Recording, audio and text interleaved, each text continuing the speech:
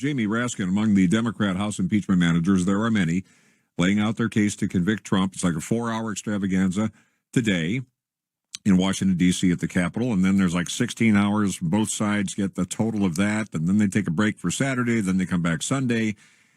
And I'll be political Nostradamus here and tell you it's not going to work. I think Darrell Issa agrees with me, as San Diego Congressman, 50th District, back for all of the all of this.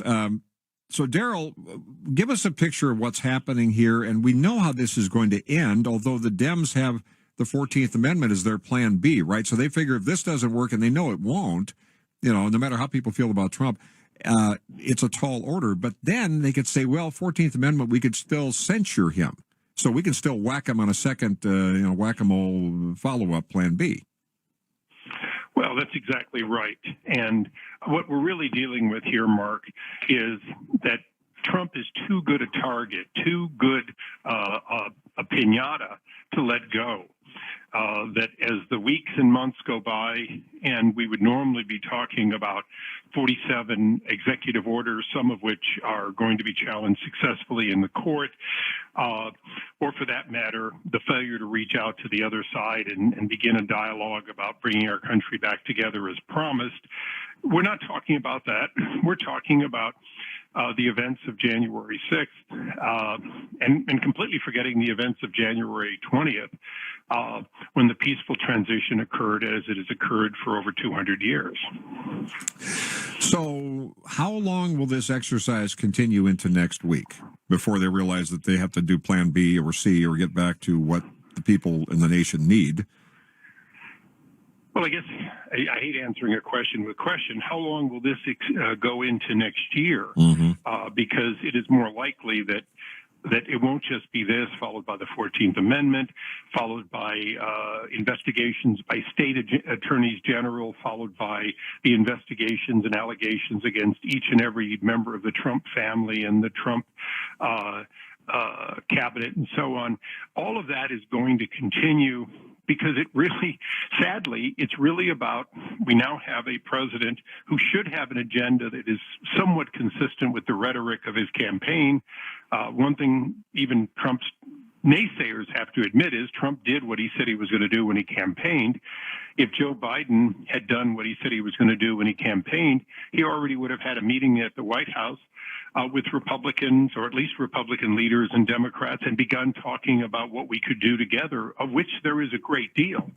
But that's not happening, and there's no need for that to happen as long as they can bash not just President Trump, but they're also bashing every member of Congress who voted what they believed was their conscience on either side, especially those of us who saw, as you know, I sued Governor Newsom when he had an executive order that was unconstitutional, and yet 2 states came up for the electoral vote in which they had done the same thing. At least California went to the legislature and corrected the mistake so that our election was not in doubt, because it was pursuant to the law passed by the legislature. Darrell Issa with us, Congressman Issa, back in the nation's capital, Washington, D.C., where I guess everything is still fortified. Are they bumping up the fortification again, figuring that this is now...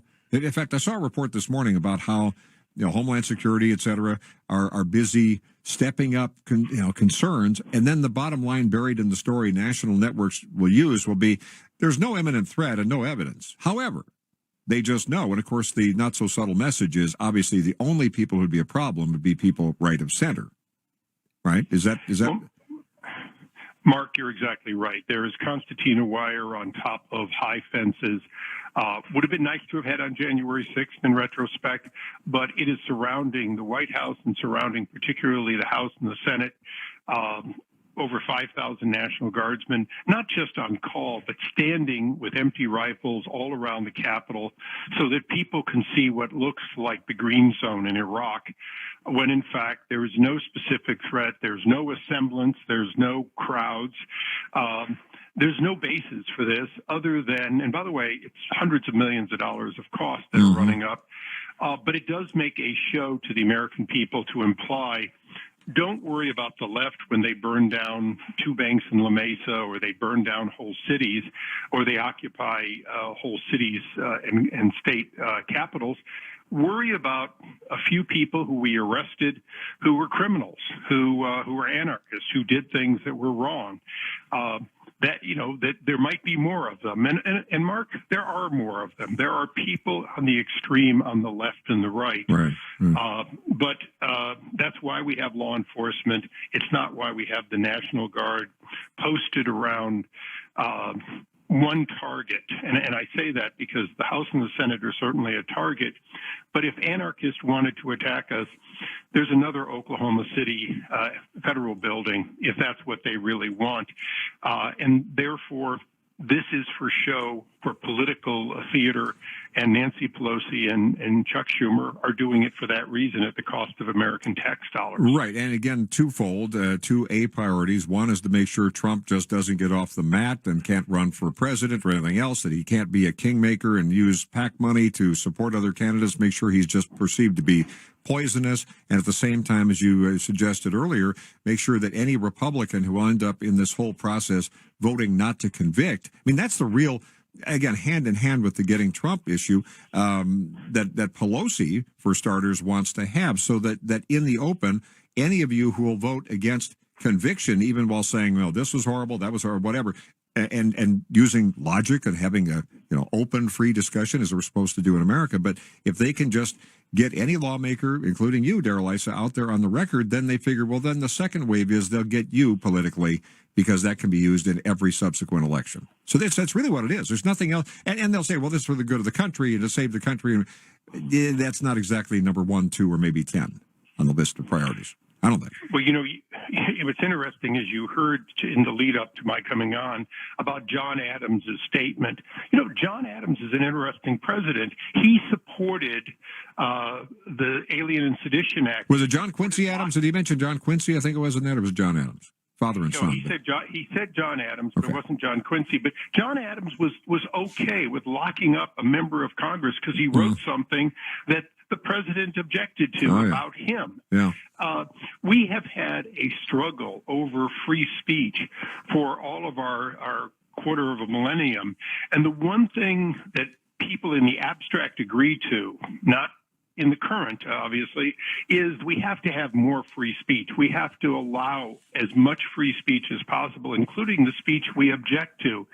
Every time AOC gets up to speak, I cringe knowing that I'm not going to like what she has to say. But if we silence that, then we lose what we've all fought for. And that's what's at stake right now. Nancy Pelosi and Chuck Schumer have done a good job of getting corporate America to say they won't give any money to people who thought that Arizona and Pennsylvania had violated the Electoral College voting rules. They won't. They're using that in order to defund their enemy. And then you add Twitter and Facebook shutting off massive amounts or shadow banning. And that's what we're dealing with, a very difficult time just asserting the free speech. And by the way, it used to be that Juan Vargas and Darrell Issa could talk on the exact opposite side of an issue and then talk about other things that we could work on. Right. Without ever disparaging the other person. That's beginning to diminish. And although some of us who have been there for a while can look past it, I see a lot of freshmen in both parties who think it's okay to disparage their opponent rather than to argue about what they disagree on in the way of ideas, which the latter is healthy. The former will destroy our republic. And hopefully radio will continue to be a place where people can speak their mind. Well, so far, I'm going to check the locks, but I think we're fine so far. Darrell Issa, thank you for the insight, and stay safe back there. Keep us updated as this all unfolds and the impeachment conviction trail, the latest theater in D.C. beginning today. Thanks much. Take care. Thanks, Mark. Darrell Issa with us, Congressman now in the 50th District here in San Diego County.